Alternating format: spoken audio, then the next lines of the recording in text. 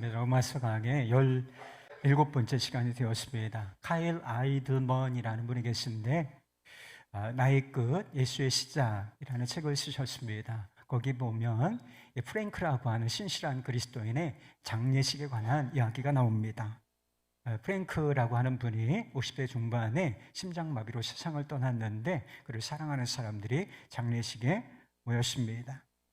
그 중에 어떤 사람들은 고인과 어려서부터 관계를 맺어온 친한 친구들이었다고 하는 것입니다.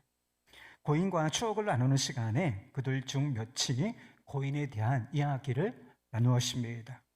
그들은 프랭크의 대학 시절 친구들이었는데 그가 얼마나 술을 잘 마셨는지부터 그리고 낯뜨거운 이야기들을 한참이나 늘어놓았다는 것입니다.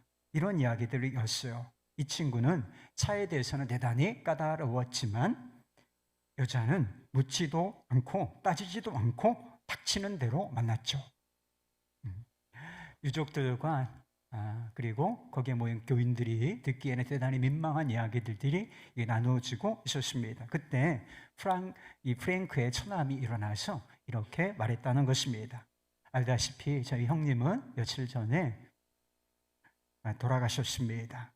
하지만 방금 친구분들이 말씀하신 형님은 오래전에 돌아가셨습니다. 이런 이야기를 했다는 것입니다. 우리도 여러분 이 프랭크처럼 죄된 과거가 있는 사람들이 아니겠습니까? 죄를 지어오면서 우리 삶을 스스로 어렵게 만든 불행한 과거가 있는 사람들이 아니겠나요? 그러나 지금 우리는 그리스도인이라는 이름을 가지고 이 자리에 있습니다. 그렇다면 여러분도 주변 사람들에게 그렇게 고백하실 수 있겠습니까? 여러분이 알던, 당신이 알던 저는 오래전에 죽었습니다. 사도 바울이 지금까지 다루어 온 문제는 구원이라고, 크게 보면 구원이라고 하는 문제인 것입니다. 이 구원이라고 하는 문제가 인생에서 가장 중요한 문제예요.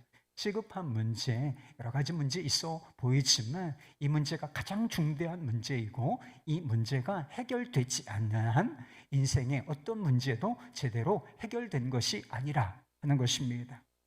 우리가 어떻게 구원을 받는가?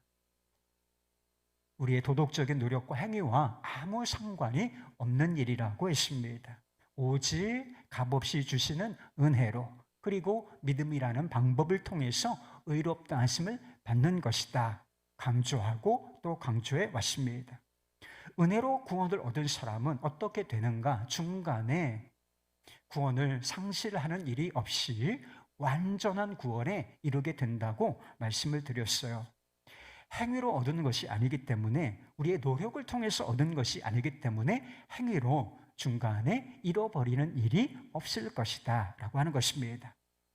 본문의 말씀에서 사도 바울은 이런 은혜의 복음에 대한 반대나 비난을 예상하고 있습니다. 우리의 행위와 전혀 상관없이 오직 은혜로 구원받았고 또 완전한 구원을 받을 것이라면 그 이후로는 우리가 구원받은 이후로는 어떻게 살아도 상관이 없다는 말이 아닌가. 사도 바울이 5장에서 죄가 더한 곳에 은혜가 더욱 넘친다 이런 이야기도 하지 않았습니까? 죄가 많으면 은혜가 더 크다라고 하는 사실을 우리가 느끼게 된다는 것입니다. 그래서 예수님께서 사함이 받은 것이 많은 사람이 사랑함이 많다 이런 말씀을 하신 적도 있습니다. 그렇다면 우리가 죄를 지으면 더 많은 은혜를 받는 것이 아닌가? 그래도 되겠네. 말하자면 은혜의 복음이 도덕, 윤리를 무력화시키고 죄를 부추기는 것이 아니냐. 당신이 지금 그런 이야기를 전파하고 있는 것이 아니냐. 이런 반대, 이런 비난에 대해서 예상하고 실제로 있었어요. 그리고 이것에 대해서 대답을 내놓고 있는 것입니다. 여러분의 생각은 어떻습니까? 은혜로 구원을 받았으니 이제부터는 아무렇게나 살아도 되겠습니까? 죄를 지어도 은혜로 용서를 받을 것이니 우리가 죄를 지어도 되겠습니까? 그 은혜를 더욱 깊이 느끼기 위해서 죄를 더 지어도 괜찮은 것이겠습니까? 사도 바울의 대답은 그럴 수 없느니라인 것입니다. 이게 무슨 뜻이냐면 그런 일은 상상할 수도 없는 일이다라고 하는 것입니다. 은혜의 복음은 죄를 지어도 좋다라고 하는 메시지와 아무 상관이 없습니다. 어떤 명목으로든지 죄를 부추기는 것은 죄를 지어도 괜찮아, 죄를 지어도 괜찮아, 아무 상관없어, 이렇게 죄를 부추기는 것은 복음이 아닌 것입니다. 복음의 메시지와 아무 상관이 없는 것이다. 복음이 하는 일은 정확하게 그 반대라고 하는 것입니다. 복음은 우리를 죄된 삶으로 이끄는 것이 아니라 성결한 삶, 거룩한 삶으로 이끄는 메시지인 것입니다.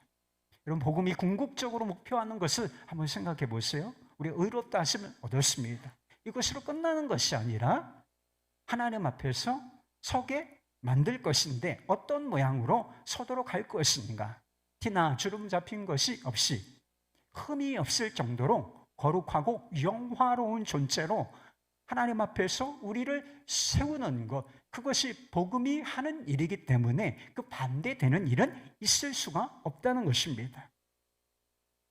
그렇다면 구체적으로 그리스도인들이 죄 가운데 살 수 없는 이유가 무엇이냐? 죄를 지어도 좋다, 절대로 그럴 수가 없다니까요. 그 반대의 경우가 우리에게 합당한 것이라는 것입니다. 그 이유가 무엇이냐? 우리가 죄에 대해서 죽은 자이기 때문이라는 것입니다. 2절 말씀입니다. 그럴 수 없느니라 죄에 대하여 죽은 우리가 어찌 그 가운데 더 살리오. 죄에 대해서 죽었다라고 하는 것이 무엇을 의미할까요? 이해하기가 대단히 어려운 문제이기도 한 것입니다. 죽은 사람은 아무 감각도 없고 느끼는 것도 없지 않습니까? 시체가 뭘 느끼겠어요?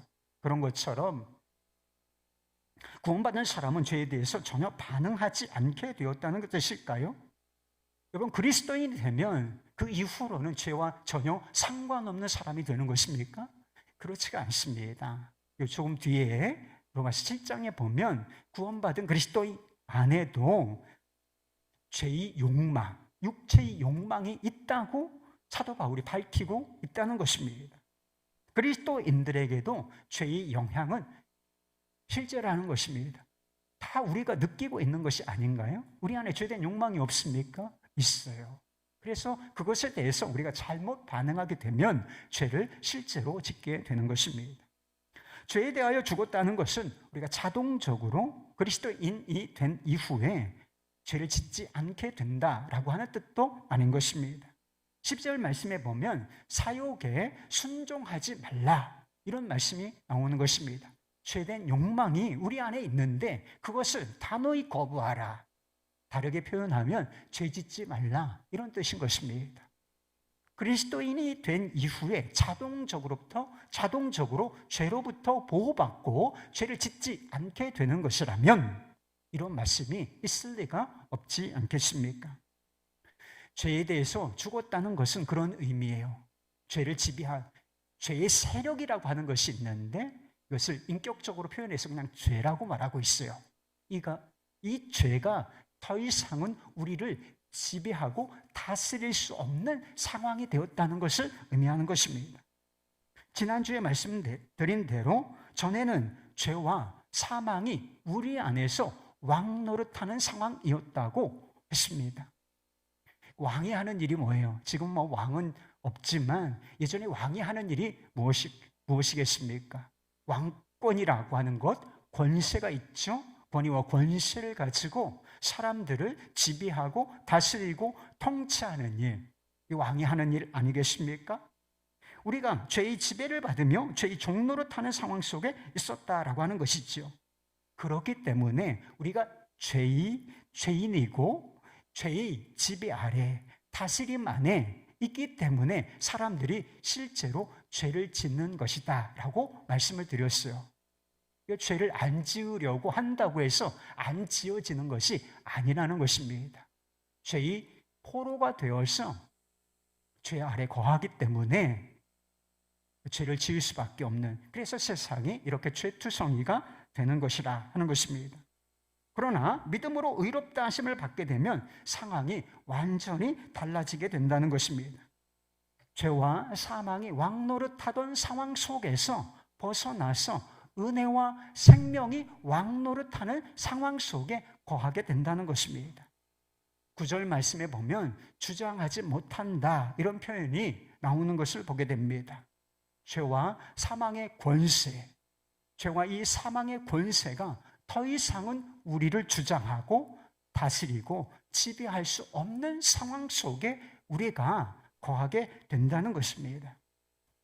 구원받은 사람들 안에도 여전히 죄의 욕망이라고 하는 것이 있습니다.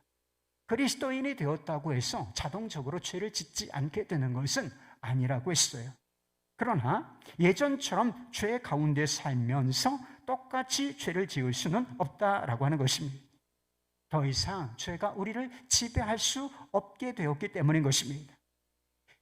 예전에는 죄에 대해서 꼼짝 못하는 포로였어요.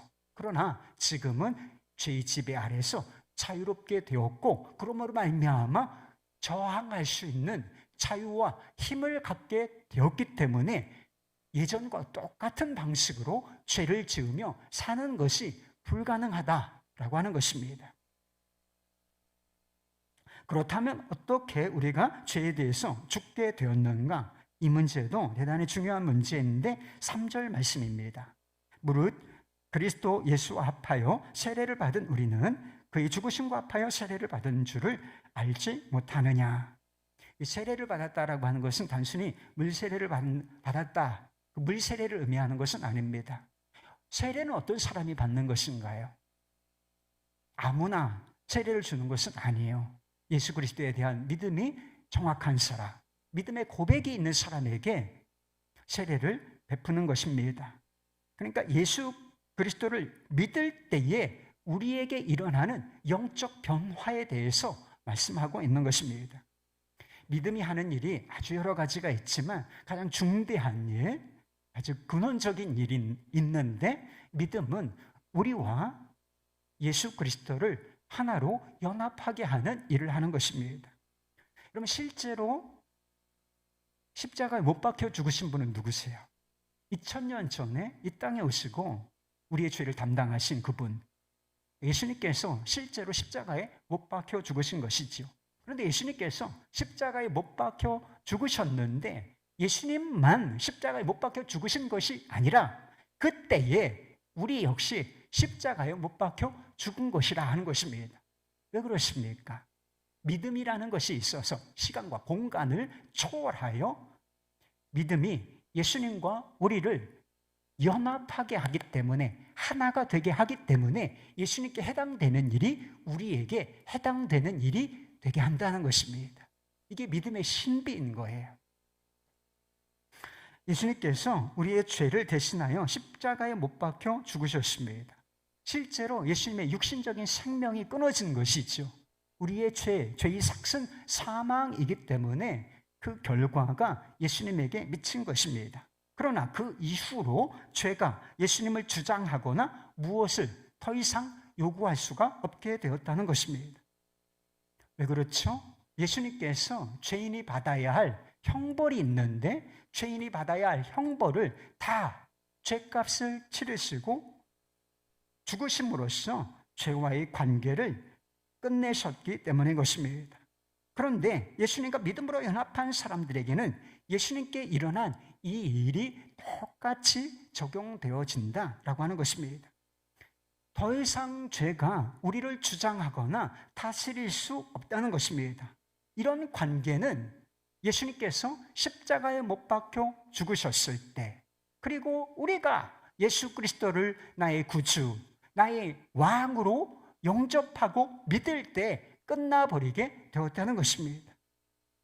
죄의 종로를 타던 옛사람이 예수님과 함께 십자가에 못 박혀 죽었기 때문이라는 것입니다. 여러분, 우리는 죄에 대해서 죽은 자입니다. 여러분 믿으십니까? 그러나 우리가 죄에 대해서 죽었다, 죽은 자다 아는 것이 중요하지만 한 가지 기억해야 할 중대한 사실이 있다는 사실을 알게 돼요. 그것은 우리가 예수 그리스도 안에서 죄에 대하여 죽은 자일 뿐만 아니라 하나님께 대하여 살아있는 자가 되었다는 사실인 것입니다. 5절 말씀입니다. 만일 우리가 그의 죽으심과 같은 모양으로 연합한 자가 되었으면 또한 그의 부활과 같은 모양으로 연합한 자도 되리라. 예수님께서는 우리의 죄를 담당하심으로 말미암아 십자가에 못 박혀 죽으셨지만 사흘 만에 이 사망 권세, 죄의 권세를 파하시고 다시 살아나셨습니다.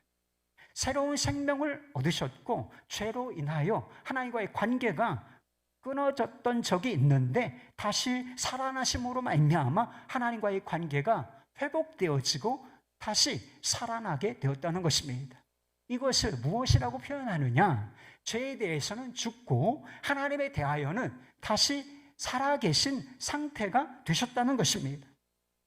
예수님의 죽으심과 연합함으로 말미암아 우리가 죄에 대해서 죽은 자가 되는 것이다, 이렇게 말씀을 드렸지 않습니까? 그런데 이것으로 끝나는 것이 아니라 믿음으로 예수님과 연합한 사람들은 예수님의 부활과도 연합함으로 말미암아 죄에 대하여 죽었을 뿐만 아니라 하나님께 대하여 살아있는 자, 하나님과의 관계가 이어진 자, 하나님께 대하여 살아있는 자가 되었다라고 하는 것입니다. 죄의 종로로 타던 옛사람은 죽고 새로운 생명을 얻은 새 사람이 되었다, 이렇게 표현할 수가 있는 것입니다. 옛사람은 죄와 사망의 왕노릇하던 사람입니다. 죄의 지배를 받는 죄의 노예, 죄의 종인 것입니다. 그러니까 죄를 짓는 것이다 말씀드렸어요. 그러나 옛사람은 죽고 은혜와 생명이 왕노릇하는 새 사람이 되었습니다. 겉으로는 우리가 어느 시점에 그리스도인이 되었어요. 예수를 믿는 그리스도인이 되었습니다. 그 전과 그 후가 겉으로는 우리의 외모나 생활 환경이나 우리가 가진 것들이나 달라진 것이 없어 보이죠. 그 사람이 그 사람 아니겠습니까? 그러나 영적으로는 엄청난 변화가 일어난다라고 하는 것입니다. 옛사람과 새사람은 완전히 다른 생명이고 다른 존재인 것입니다. 그렇다면 새사람이 옛사람과 같은 삶을 살게 되겠습니까? 그럴 수는 없다라고 하는 것입니다. 우리의 존재가 변화되고 새로운 사람이 되었다면, 새로운 피조물이 되었다면 거기에 맞는 삶, 거기에 따르는 삶을 살아가는 것이 마땅하다. 이게 이치적으로 맞는 이야기라는 것입니다. 그리스도인들에게도 죄의 욕망 그리고 죄의 영향은 실제하는 것이다 말씀드렸습니다. 그렇다면 우리가 어떻게 죄에서 벗어나 새로운 삶을 살 수 있겠습니까? 11절 말씀에 그 길이 나와 있어요. 이와 같이 너희도 너희 자신을 죄에 대하여는 죽은 자요 그리스도 예수 안에서는 하나님께 대하여는 살아있는 자로 여길지어다. 사도 바울은 우리의 삶의 변화가 필요해요. 새 삶이 필요합니다. 그런데 단순히 사도 바울은 너희 삶을 변화시켜라 이렇게 얘기하고 있지 않아요. 악한 행동을, 나쁜 행동을 멈추고 좋은 행동, 선한 행동을 하라 이렇게 요구하고 있지를 않다는 것입니다. 그것은 복음이 아니기 때문인 것입니다. 복음적인 삶의 변화는 어디서부터 시작이 되는가?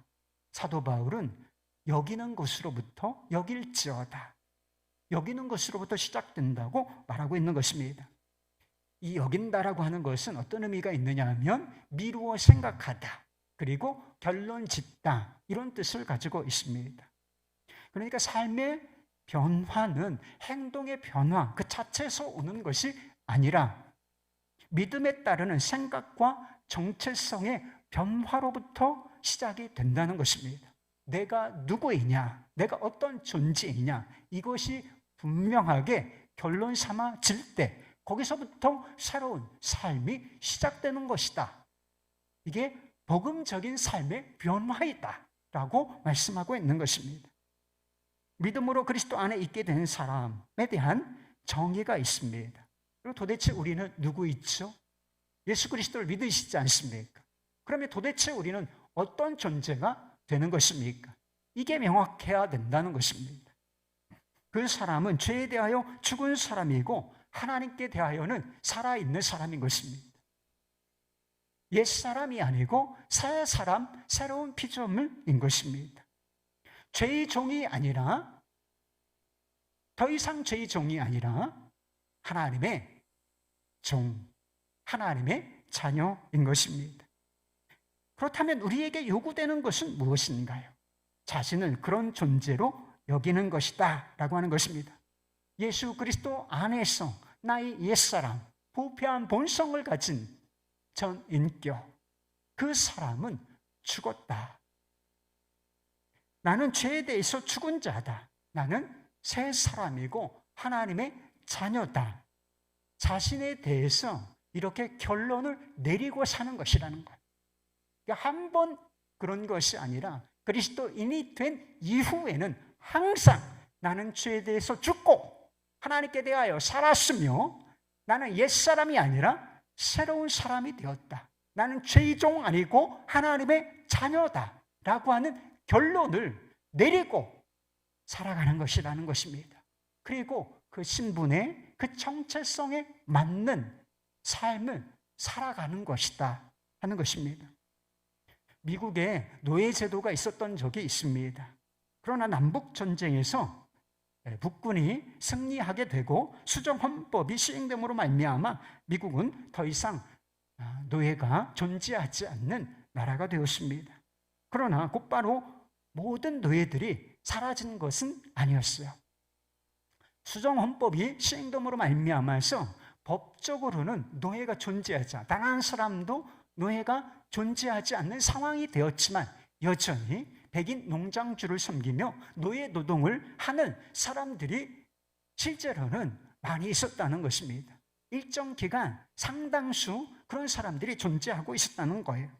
왜 그들이 노예 생활에서 벗어나지 못했겠습니까?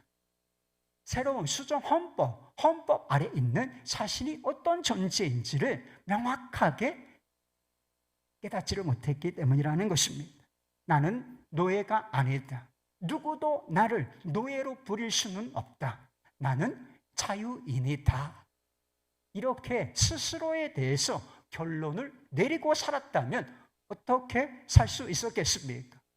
옛 주인이 다시 그를 불러서 저기 밭에 가서 목화를 따라 이렇게 명령한다고 할지라도 안 돼! 난 그렇게 하지 않을 거야! 라고 말할 수 있지 않았겠습니까? 그리고 농장문을 박차고 나아가서 새로운 삶을, 자유인의 삶을 살아갈 수 있지 않았겠습니까?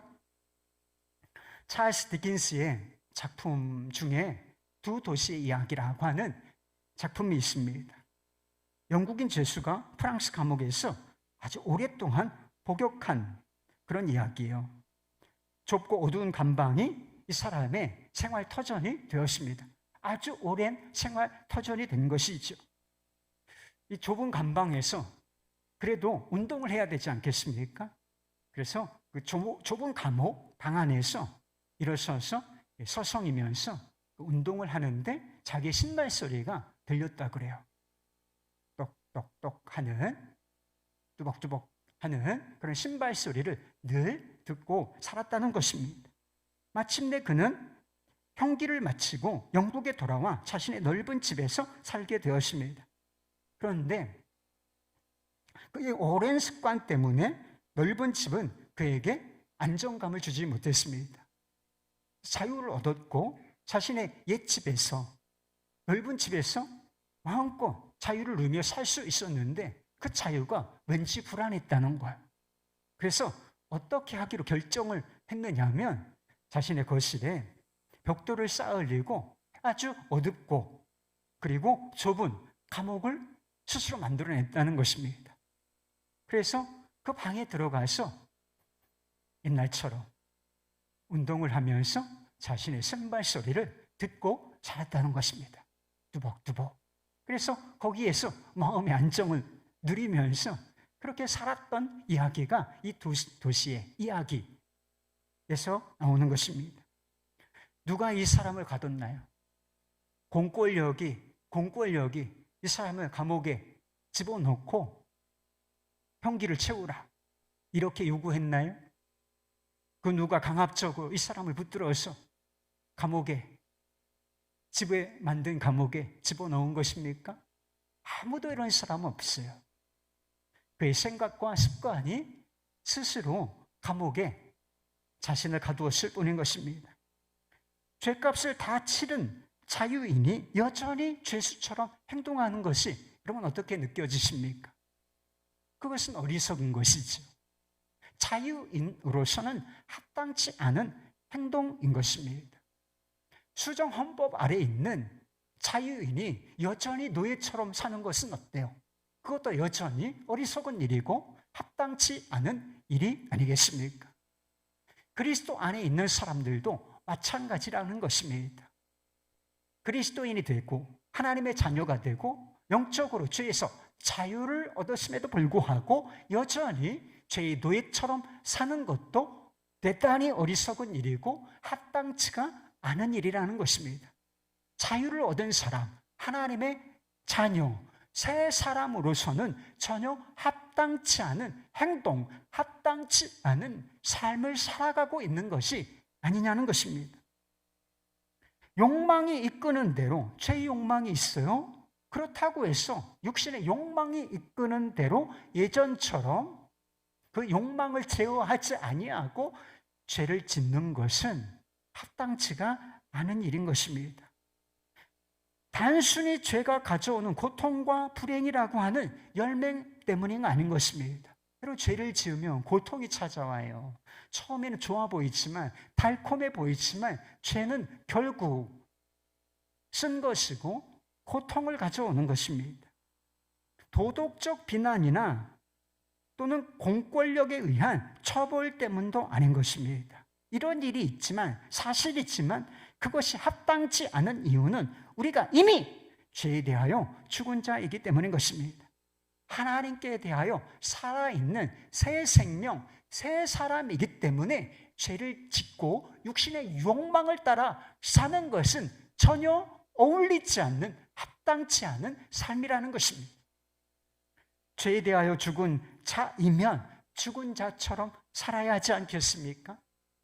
새로운 생명을 얻은 새 사람이라면 과거의 삶을 청산하고 새 사람으로, 새 사람처럼 살아야 마땅한 것이 아니겠습니까? 사도 바울이 에베소서 5장 8절에서 하는 이야기가 바로 그 이야기입니다. 너희가 전에는 어둠이더니 이제는 주 안에서 빛이라, 빛의 자녀들처럼 행하라, 이렇게 말씀하고 있어요. 사도 바울이 단순히 너희 행동을 변화시키라 이렇게 이야기하고 있지를 않다는 것입니다. 그래서 수준 높은 삶을 삶으로 말미암아 너가 수준 높은 존재가 되라, 빛의 자녀가 되라, 이렇게 이야기하고 있는 것이 전혀 아니라는 것입니다. 그것은 복음이 아니라니까요. 행동 자체의 변화만을 요구하는 것은 결코 복음이 하는 일이 아닌 것입니다. 복음은 무엇인가? 이미 믿음으로 말미암아 주 안에서 빛이 되고 빛의 자녀가 되었으니 빛의 자녀들처럼 행동하라는 것입니다.